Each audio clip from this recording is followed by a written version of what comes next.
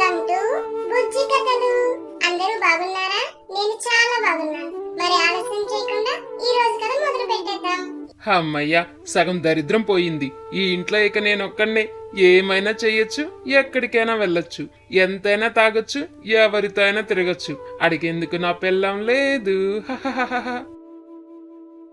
తను ఇంట్లో ఉన్నన్ని రోజులు ఎంత బాగుండేవి. ఎంత పనున్నా ఒక్కటే చేసేసేది. 3 పూట్ల కమ్మగా వండి వడ్డించేది. ఎప్పటి బట్టలు అప్పుడు ఉతికేసేది. ఇల్లు శుభ్రంగా క్లీన్ చేసి పెట్టేది. ఇప్పుడు ఎక్కడ దుమ్మక్కడ, ఎక్కడ బట్టలక్కడ, పైగా రోజు పార్సిల్ భోజనమే. ఇప్పుడు తనేం చేస్తుందో ఒకసారి కాల్ చేద్దాం. హలో, ఏంటండి, ఎలా ఉన్నారు? నేను బాగున్నాను. నువ్వెలా ఉన్నావు? ఏం చేస్తున్నావు? పడుకుని టీవీ చూస్తున్నా. మరి వంట? నేనుంది అమ్మగారింట్లో, అత్తగారింట్లో కాదు మిస్టర్, పరుగులు పెట్టి పనులు చేయడానికి. అయితే హాయిగా విశ్రాంతి తీసుకుంటున్నావన్నమాట. అంతేగా. అయినా ఏమైంది, కాల్ చేశారు? నేను గుర్తొస్తున్నానా? లేదు, అస్సలు గుర్తు రావట్లేదు. అబ్బో, కోపమా? అయినా మగవారి మాటలకు వెటకారాలు ఎక్కువని రేపే బయలుదేరి వచ్చేస్తానులేండి. వద్దొద్దు తల్లి, మీ అమ్మని తలుచుకొని బాగా బాధపడేదానివి కదా. కొద్ది రోజులు ఉండి రాలే.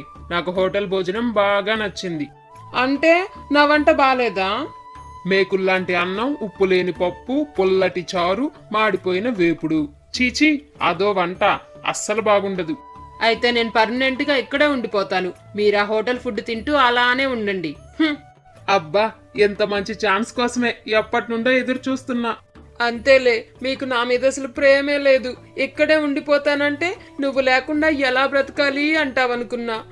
ఇలాంటి భర్త దొరికాడు నాకు. అంతా నా కర్మ. Oh my lovely angel, I'm just kidding. నాకు తెలుసండి, మీ చేత నిజం చెప్పించడానికే ఇలా నటించాను. తల్లో, నీ యాక్టింగ్ ఆస్కార్ ఇచ్చినా తక్కువే. మరీ అంత పొగడకండి, నాకు సిగ్గేస్తుంది. సర్లే, నాకు ఆఫీస్కి టైం అవుతుంది. మళ్ళీ కాల్ చేస్తా. సరే సరే, బాయ్ అండి. Miss you. Miss you dear. నేను దూరంగా ఉన్నందుకు నా భర్త నిజంగానే దిగులు పెట్టుకున్నాడు.